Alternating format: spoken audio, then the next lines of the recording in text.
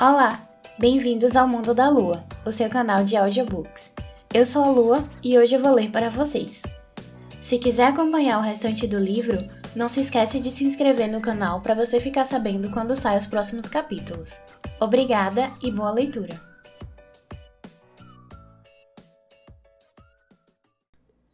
Capítulo 8.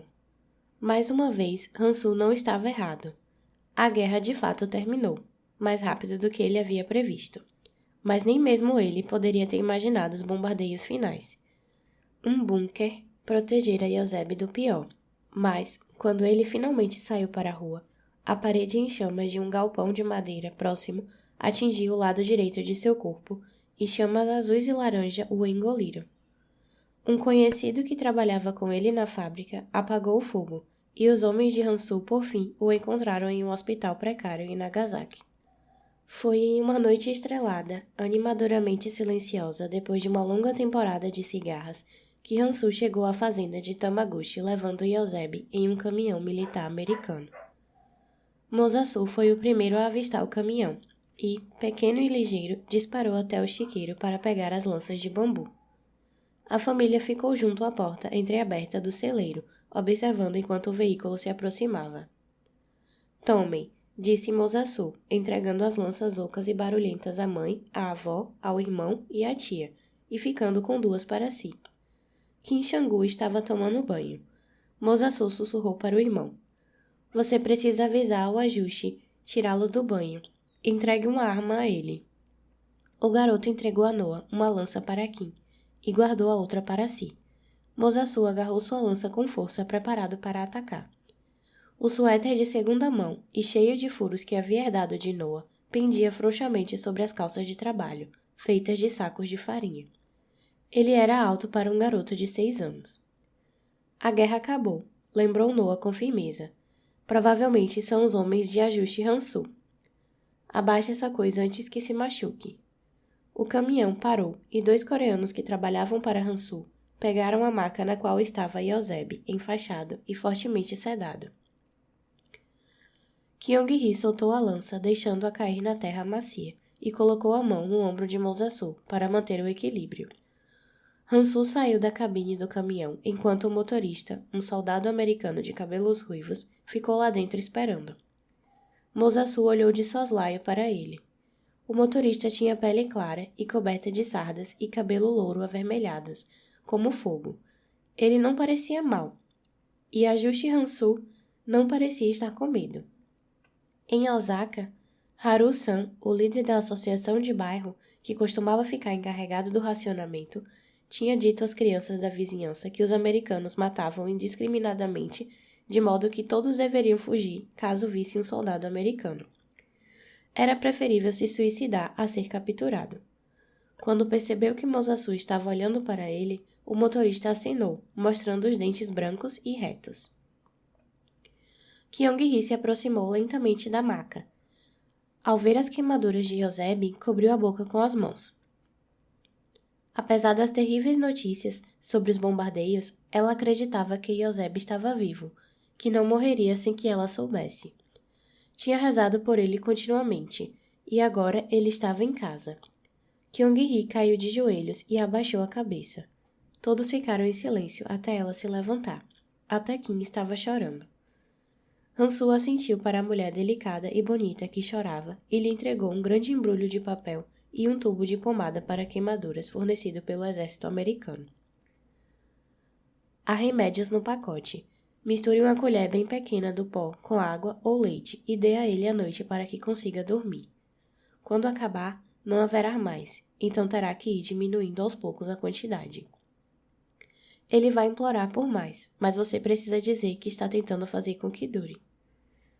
O que é? Perguntou ela. Sunja estava ao lado da cunhada, em silêncio. Ele precisa disso por causa da dor, mas não é bom tomar muito por muito tempo, porque vicia. De qualquer forma, troque os curativos constantemente. Precisam estar esterilizados. Ferva o tecido antes de usá-lo. Há mais no pacote. Ele vai precisar do unguento porque a pele está esticando. Consegue fazer isso? Kyung-hee assentiu, ainda olhando para Yoseb. Metade da boca e da bochecha tinham praticamente desaparecido, como se ele tivesse sido devorado por um animal. Eusébio era um homem que havia feito tudo o que podia pela família. Aquilo tinha acontecido porque ele os havia deixado em busca de trabalho. Obrigada, senhor. Obrigada por tudo o que faz por nós, disse Kyung-hee a Han-su, que balançou a cabeça e não disse nada. Ele os deixou e foi falar com o outro fazendeiro. Kim, que àquela altura já havia saído do banho, seguiu Han-su até a casa. As mulheres e os meninos conduziram os homens que carregavam a maca para dentro do celeiro e abriram espaço para acomodar Eusébio em uma baia vazia. Kyung-hee mudou sua cama para lá. Pouco depois, Han-su e os homens foram embora sem se despedir. O fazendeiro não reclamou de ter mais um coreano em sua propriedade, porque os demais se encarregavam da parte de Eusébio, assim como das suas próprias. A época da colheita estava chegando e ia precisar deles. Embora ninguém tivesse tocado no assunto, Tamaguchi sentia que não demoraria muito para que lhe pedissem dinheiro e fossem embora, e estava determinado a fazer com que executassem o máximo de trabalho possível antes de voltarem para Osaka. Dissera a eles que podiam ficar pelo tempo que quisessem, e estava sendo sincero. Tamaguchi vinha contratando veteranos para executar pequenos trabalhos, mas eles reclamavam das tarefas mais pesadas e se recusavam a trabalhar ao lado de estrangeiros. E, mesmo que substituísse todos os coreanos por veteranos japoneses, Tamaguchi precisava de Han-su para transportar suas batatas para os mercados. Os coreanos podiam ficar. O caminhão voltava regularmente, mas Han-su ficou semanas sem aparecer. E Eusébio sofria. Havia perdido a audição do ouvido direito. Passava o tempo gritando de raiva ou chorando de dor. O pó medicinal havia acabado, e Eusébio não estava muito melhor. À noite, chorava como uma criança, e não havia muito que se pudesse fazer para ajudá-lo. Durante o dia, ele tentava ajudar na fazenda, consertando ferramentas ou tentando separar as batatas, mas a dor era tão intensa que o impedia de trabalhar. De vez em quando, Tamaguchi, que abominava o álcool, dava a ele um pouco de saquê, por piedade. No entanto, quando Kyung-hee passou a implorar-lhe diariamente por mais, ele lhe disse que não podia dar. Não porque fosse um homem mesquinho, o que não era, mas porque não tinha nenhuma intenção de manter um bêbado em sua propriedade. Um mês depois, Han-su voltou. O sol da tarde havia começado a baixar e os trabalhadores acabavam de retornar ao campo depois do almoço para começar o segundo turno. Eusébio estava sozinho no celeiro frio, deitado no seu colchão de palha. Ao ouvir os passos, ergueu a cabeça. Em seguida, a apoiou de novo no travesseiro de palha. Han-su colocou 2 caixas enormes ao seu lado e se sentou no grande bloco de madeira junto à cama que era usado como banco. Apesar do terno de corte elegante e dos sapatos de couro engraxados, Han-su parecia à vontade no celeiro, indiferente ao forte odor dos animais e às correntes de ar frio. — Você é o pai do garoto, não é? Perguntou Eusébio. Han-su estudou o rosto coberto de cicatrizes do homem, as bordas irregulares de uma mandíbula que antes tinha contornos lisos.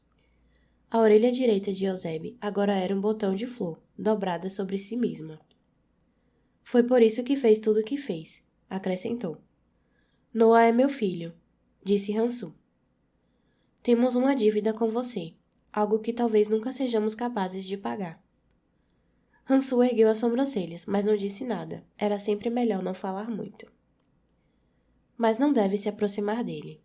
Meu irmão deu um sobrenome ao garoto. Ele nunca deve saber a verdade. Eu também posso dar um sobrenome a ele. Ele já tem um sobrenome. Seria errado fazer isso com o garoto. Eusébio franziu a testa. O menor movimento doía. Noah tinha os maneirismos de seu irmão caçula. Desde a forma de falar, com a cadência contida de Isaac, até o jeito de comer as refeições, em pedaços pequenos, mastigando com muito cuidado. Ele se comportava exatamente como Isaac. Sempre que tinha algum tempo livre, pegava os velhos cadernos da escola e praticava a caligrafia, sem que ninguém precisasse lhe dizer para fazê-lo. Eusébio nunca teria acreditado que aquele mafioso era o pai biológico de Noah, a não ser pelo fato de a metade superior do rosto do garoto ser praticamente uma imagem espelhada de Han-su. Com o tempo, Noah também se daria conta. Ele não falara sobre isso com Kyung-hee, Mas, mesmo que ela tivesse descoberto a verdade, teria ocultado suas suspeitas do marido para proteger Sunja, a quem amava mais do que uma irmã. Você não tem um filho homem, disse Eusebe fazendo mais uma suposição. Seu irmão foi generoso ao ajudar Sunja, mas eu teria cuidado dela e do meu filho. Parece que ela não quis que fizesse isso. Eu me ofereci para cuidar dela, mas ela não quis ser minha esposa na Coreia, porque tem uma esposa japonesa em Osaka. Deitado no colchão de palha, Eusebe olhou fixamente para o teto do celeiro. Lâminas entrecortadas de luz atravessavam as vigas. Colunas de poeira flutuavam para cima em linhas diagonais. Antes do incêndio, nunca havia prestado atenção em coisas tão pequenas. Também não havia odiado alguém. Embora não devesse, Eusebe odiava aquele homem. Suas roupas caras, seus sapatos reluzentes, sua confiança inabalável, que exalava uma invulnerabilidade diabólica. Ele o odiava por não sentir dor. Aquele homem não tinha o direito de reivindicar o filho de seu irmão. Hansu podia ver a raiva de Eusebe. Ela pediu que eu fosse embora. Então eu fui, a princípio, mas planejava voltar. Quando voltei, ela tinha partido. E já estava casada, com seu irmão. Eusebe não sabia em quem acreditar. Isaac não lhe contara quase nada a respeito de Sunja. O irmão parecia crer que era melhor esquecer a origem de Noah. Você deveria deixar Noah em paz. Ele tem família. Depois da guerra, faremos todo o possível para pagar o que lhe devemos. Hansu cruzou os braços e sorriu antes de falar. Seu filho da puta, eu paguei. Eu paguei pela sua vida, paguei pela vida de todos vocês. Sem mim, estariam todos mortos. Eusebe se virou um pouco de lado e estremeceu de dor. Às vezes tinha a sensação de que ainda estava em chamas. Sunja lhe contou? Perguntou Hansu. Basta olhar para o rosto do garoto. Não faria sentido alguém fazer tudo o que você fez, e eu sei que não é nenhum santo. Eu sei o que você é. Hansu soltou uma gargalhada. Fez isso quase por respeito à franqueza de Eusebe. Nós vamos voltar para a Coreia, disse Eusebe fechando os olhos. Pyongyang está sob o controle dos russos, e os americanos estão encarregados de Busan. É para um lugar assim que querem voltar? Não vai ser assim para sempre, argumentou Eusebe. Vocês vão morrer de fome lá. Não suporto mais viver no Japão. E como vai voltar para Pyongyang ou Busan? Não consegue nem ao menos sair dessa fazenda andando? A fábrica me deve meus salários. Quando me recuperar, voltarei a Nagasaki para receber o meu dinheiro. Quando foi a última vez que leu um jornal? Hansu tirou dos caixotes uma pilha de jornais coreanos e japoneses que trouxera para aqui. Colocou a pilha ao lado da cama de Eusebe. Eusebe olhou para os jornais, mas se recusou a pegá-los. Não há dinheiro para pegá-lo, disse Hansu lentamente, como se Eusebe fosse uma criança. A empresa nunca vai pagá-lo, nunca. Não há nenhum registro do seu trabalho, e você não tem como provar que trabalhou. O que o governo mais quer é que todos os coreanos pobres deixem o país, mas não vai pagar a passagem nem lhes dar um cem sequer por seu esforço. O que quer dizer com isso? Como pode saber? Questionou Eusebe. Eu sei, eu conheço o Japão, respondeu Hansu, parecendo pessoalmente decepcionado. Tinha vivido entre os japoneses durante toda a vida adulta.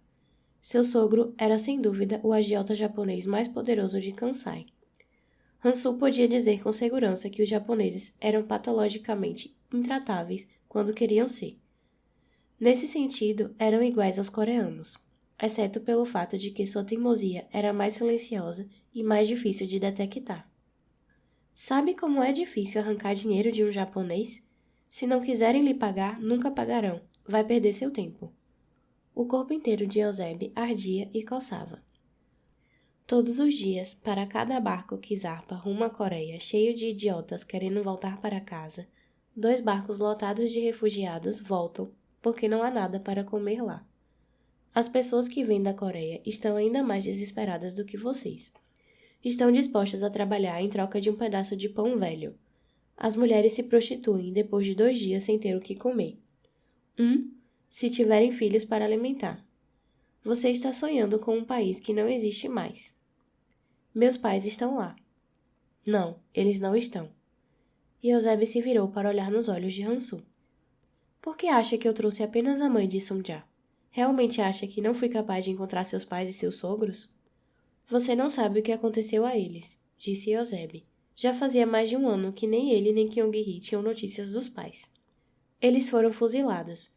Todos os proprietários de terra tolos o suficiente para permanecer lá foram fuzilados. Os comunistas dividem as pessoas em categorias simples. Eusebe começou a chorar e cobriu os olhos.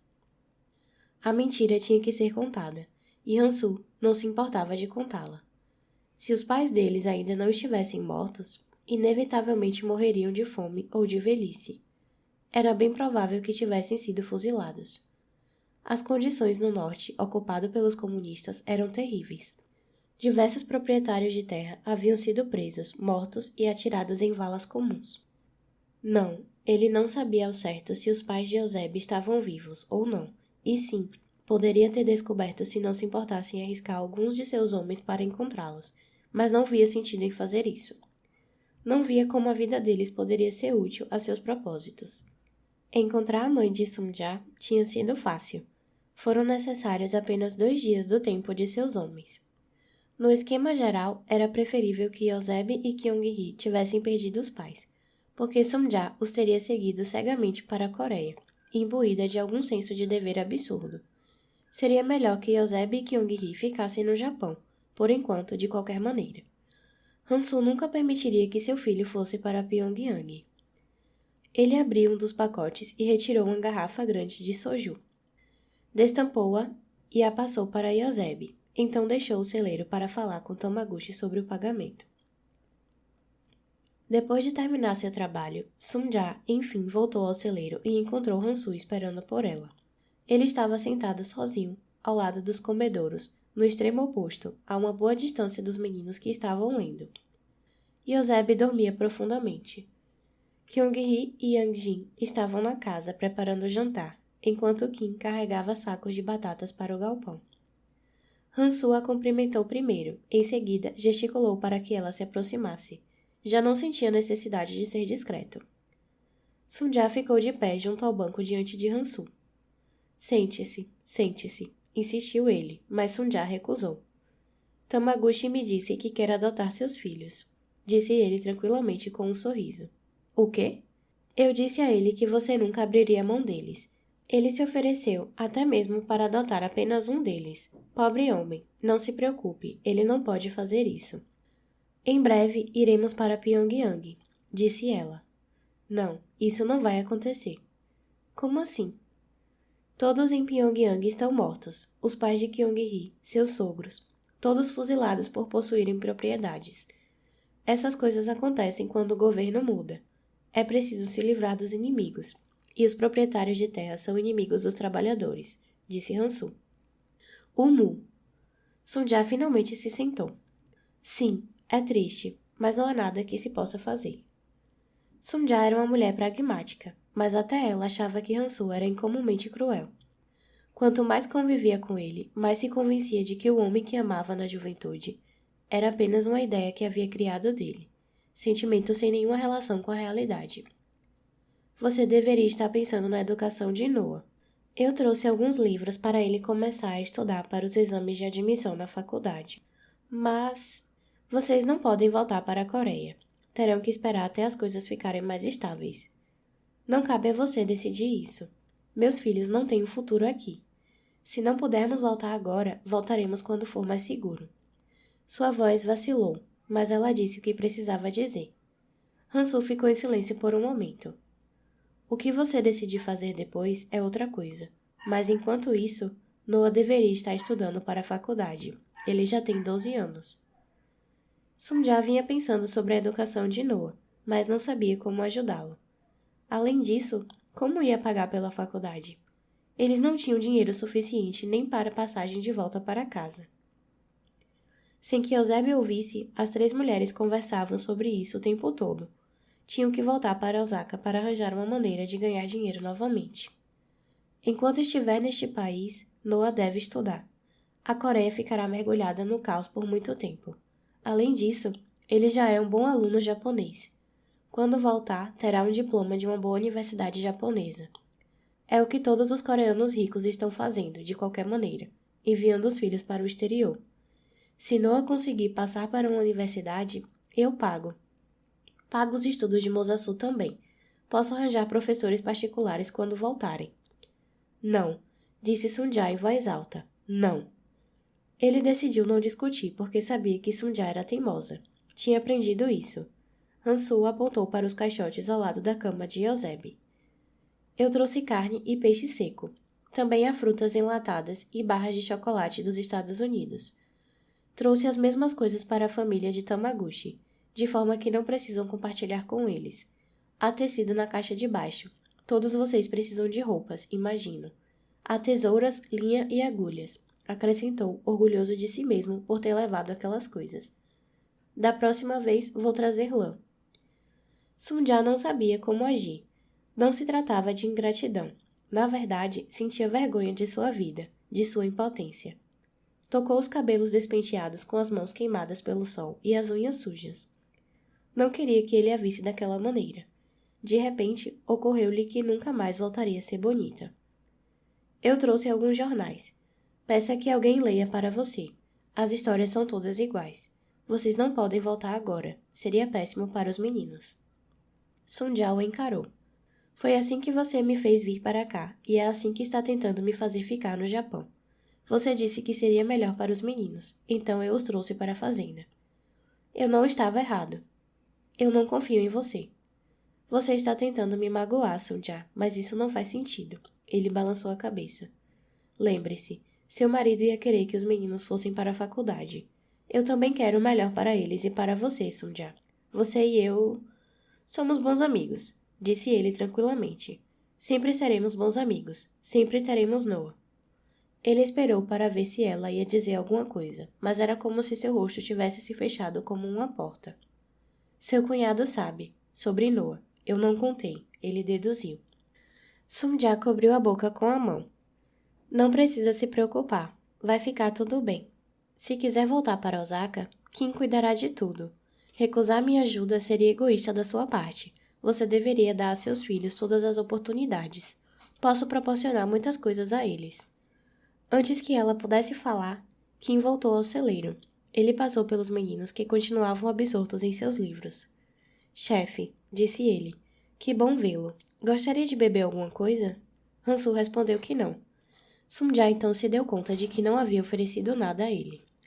Então, está pronto para voltar para Osaka? Perguntou Hansu. Sim, senhor, respondeu ele sorrindo. Sunja parecia angustiada, mas ele preferiu não dizer nada a ela por enquanto. Meninos, gritou Hansu para o outro lado do celeiro. O que estão achando dos livros? Kim acenou para que ele se aproximasse e os meninos correram até ele. Noah, quer voltar para a escola? Perguntou Hansu. Sim, senhor, mas... se quiser voltar para a escola, precisa voltar para Osaka imediatamente. Mas e a fazenda? E a Coreia? Perguntou Noah endireitando as costas. Ainda vai demorar um pouco até poderem voltar para a Coreia. Mas enquanto isso, não pode deixar sua mente ficar ociosa, retrucou Hansu sorrindo. O que achou dos livros que eu trouxe? São difíceis? Sim, senhor, mas quero aprender. Acho que preciso de um dicionário. Vou arranjar um para você, disse Hansu orgulhoso. Você estuda e eu pago a faculdade. Um garoto não deveria ter que se preocupar com o preço da mensalidade. É importante que os coreanos mais velhos apoiem os jovens coreanos em seus estudos. Como vamos ser uma grande nação se não apoiarmos nossos filhos? Noah sorriu e Sunja não conseguiu dizer nada. Mas eu quero ficar na fazenda, interveio Mosasu. Isso não é justo. Eu não quero voltar para a escola. Eu odeio a escola. Hansu e Kim riram. Noah puxou Mosasu em sua direção e se curvou.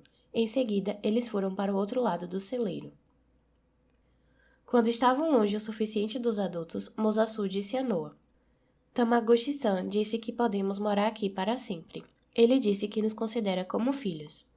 Mosasu, não podemos continuar morando neste celeiro. Eu gosto das galinhas. Hoje de manhã, quando fui pegar os ovos, elas não me bicaram nenhuma vez. É bom dormir no celeiro, principalmente depois que tia Kyung-hee fez cobertores de feno para nós. Bem, você vai pensar diferente quando ficar mais velho, disse Noah, segurando os grossos volumes dos livros nos braços. Apa ia querer que fôssemos para a faculdade e nos tornássemos pessoas cultas. Eu odeio livros, retrucou Mosasu, carrancudo. Eu adoro livros. Poderia passar o dia todo lendo e não fazer mais nada. Apa também gostava de ler. Mosasu se jogou sobre Noah na tentativa de começar uma luta, e Noah riu. Irmão, como era o Apa? Mosasu se sentou e olhou para Noah com seriedade. Ele era alto e tinha pele clara como a sua. Usava óculos como eu.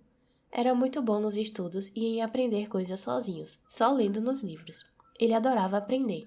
Era feliz quando estava lendo, ele me contou. Noah sorriu. Como você, observou Mosasu. Não como eu. Bem, eu gosto de mangá.